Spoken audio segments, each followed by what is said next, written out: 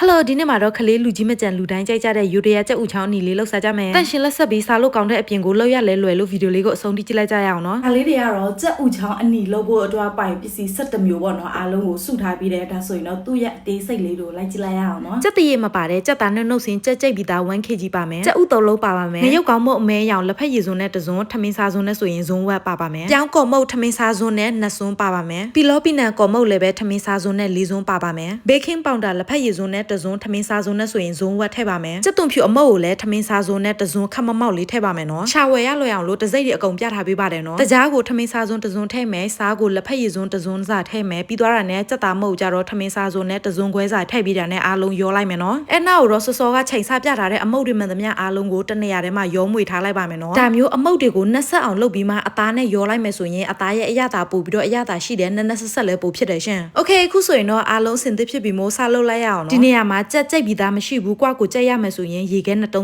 နဲ့ရောကြိတ်ပါနော်။ကြက်သားနဲ့နှုတ်စင်းပါပြီးဆိုတော့ကြက်ဥ3လုံးကိုတစ်ခါတည်းရောပြီးတော့ဖောက်ထည့်လိုက်မယ်နော်။ပြီးသွားတယ်သူတို့2မျိုးကိုရောသမမွေနေအောင်ခိုလေးအရင်လုပ်ပေးလိုက်ပါမယ်နော်။ကြက်သားနဲ့ကြက်ဥတွေတစ်ထက်တည်းရောထွေးသွားပြီးဆိုတာနဲ့စောစောကအမုတ်ဆက်ထားတဲ့ဟာတွေကိုအကလုံးရောထည့်လိုက်ပါမယ်နော်။ဒီနေရာမှာအမုတ်နဲ့အသားတွေတစ်ထက်တည်းစီထွေးဖြစ်သွားတဲ့အထိနယ်ပေးရပါမယ်။အဲ့နောက်တော့အယောင်12 food color ကိုသုံးပါမယ်နော်။ကိုရီဝယ်စားနေကြ ready made ကြက်ဥချောင်းတွေကလည်းဒီ food color ကိုပဲသုံးပါတယ်နော်။စားစရာအယောင်လမှန်သမျှအားလုံးကတော့ food color ကိုအဓိကသုံးကြပါတယ်ရှင်။ food color ဆိုတာကလူတွေကသူ့ကိုအနှဲငယ်သာသုံးတာမို့လို့ကျမရေးဘေးထွက်ဆိုကြနဲ့ပတ်သက်ပြီးတော့ထွေမရှိပါဘူးရှင်ခုလိုမျိုးမွေတဲ့အချိန်မှာအားသုံးရတာမလို့ကိုတွေလိုမျိုးဗလာရှိတဲ့သူအတွက်တော့အဆင်ပြေတယ်ပေါ့နော်ဗလာမရှိရင်တော့သူများအားကိုးပါနော်အားလုံးနဲ့လို့ပြီးသွားတာနဲ့သူ့ကိုပကံတစ်လုံးထက်မှထည့်ပြီးတာနဲ့အပေါ်ကနေပလတ်စတစ်အုပ်ပြီးတာနဲ့ရေကတစ်တာထဲမှာ45မိနစ်တနာရီထားပြီးလိုက်ပါမယ်နော်ခုဆိုရင်တော့တနာရီလောက်နှက်ထားတဲ့အသားလေးတွေကရပြီဆိုတော့စားလုပ်လိုက်ရအောင်နော်ကြက်ဥချောင်းနီလိုက်ဖို့အတွက်အဓိကပါဝင်ပစ္စည်းကတော့ခဲပတ်ပါပဲနော်ဒီနေရာမှာသစင်းလိုမျိုးအသားညစ်တဲ့အတန်မရှိဘူးဆိုရင်တချို့တွေတွေ့တာပေါ့နော်ဒီပလတ်စတစ်အိတ်တွေကိုထည့်ပြီးတာနဲ့ထိတ်လေးဖောက်ပြီးတာနဲ့တစ်ချောင်းညစ်တာပေါ့နော်သစင်းကတော့ခုလိုမျိုးလေးကပို့အဆင်ပြေလို့ဒါလေးပဲသုံးဖြစ်တာပါရှင်ခဲပတ်နဲ့တခါမှအသားတွေမလိမ့်ဘူးတော့လေဆဆလှုပ်တဲ့အခါမှာလေတော်တော်လေးတော့နေတယ်ပေါ့နော်သူ့ကိုကြတော့လေတကြားလုံးအခွန်ထောက်တဲ့ပုံစံလေးလိုမျိုးပေါ့နော်လိမ့်ပြီးတော့ထုံရတာဒီထဲမှာက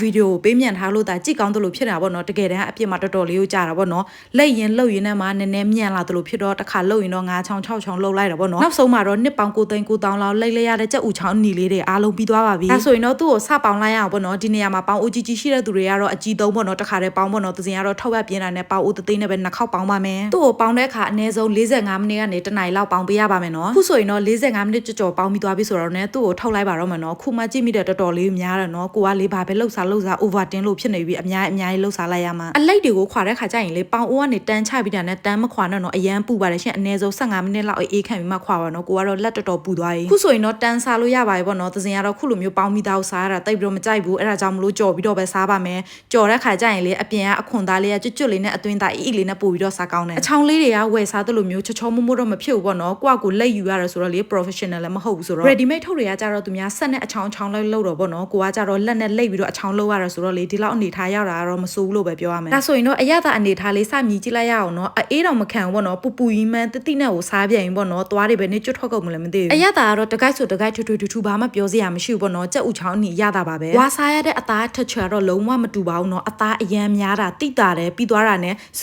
ီလေးနဲ့ကြစ်လေးဖြစ်နေတယ်ကိုယ်တိုင်လှုပ်စားတာကအသားမခိုတဲ့အတွက်ပေါ့နော်ပို့ပြီးတော့စားကောင်းတယ်ဝယ်စားတဲ့ခါကျရင်တော့ဂျုံတွေပါတယ်ရောတဲ့အတွက်ပေါ့နော်သူကထက်ချက်တစ်မျိုးပဲသွားသွားတယ်ဒါမျိုးကိုဒီတိုင်းပဲစားဟင်းပဲပြန်ပြီးတော့ချက်စားပေါ့နော်အကင်ပဲပြန်ကင်စားကြော်ပဲကြော်စားဒါမှမဟုတ်ရင် sauce နဲ့ပဲတွဲစားပေါ့နော်အရန်ကိုစားကောင်းတယ်ကြက်ရနဲ့အမျိုးမီနူလုပ်လို့ရတာပေါ့နော်တော်တော်လေးကိုအဆင်ပြေတယ်စားလို့ကောင်းတယ်ခုလိုမျိုးကိုယ်တိုင်လှုပ်စားတဲ့ကြက်သားအနီချောင်းကကြတော့ဂျုံလည်းမရောဘူးပြီးသွားတာနဲ့တာရှိခံစည်းလည်းမထည့်တာမို့လို့ကျမရင်းနဲ့ကလည်းပို့ပြီးတော့ညင်ညွတ်တယ်အစားကတော့မှလာမုံနဲ့တွဲစားပြမလို့ပေါ့နော်ကုန်နေတာနဲ့ဒီငရုတ်သီး sauce နဲ့ပဲတွဲစားလိုက်တော့တယ်ပေါ့နော်အရန်လိုက်လှုပ်စားကြည့်နော်ဗီဒီယိုထဲကအတိုင်းတော်တော်လေးကိုစားကောင်းပါတယ် Okay ဒီနေ့မှာတော့သစင်ကဟောဒီရှိတဲ့ယူရီးယားကြက်ဥချောင်းအနီလေးလောက်ပြလိုက်ပေါ့နော်စားလို့လည်းအရန်ကောင်းတယ်လောက်ရလည်းမခက်ဘူးပေါ့နော်ကိုယ်တိုင်အိမ်မှာလှုပ်စားတာမလို့မများလဲပို့စားရတယ်တာရှိခံစီလည်းမပါလို့ကျမရင်းနဲ့ကလည်းညင်ညွတ်တယ်ပေါ့နော် Okay ဒီဗီဒီယိုလေးကိုအဆုံးထိကြည့်ပြကြတဲ့အတွက်အားလုံးထူပဲကျေးဇူးတင်ပါတယ်ရှင်နောက်ဒီကျမတို့သစင်ကပါလေးတွေစားပြချက်ပြပြီးတော့စမ်းပြမယ်ဆိုတာကြည့်ရှုအားပေးကြပါဦးနော်အားလုံးပဲတတာ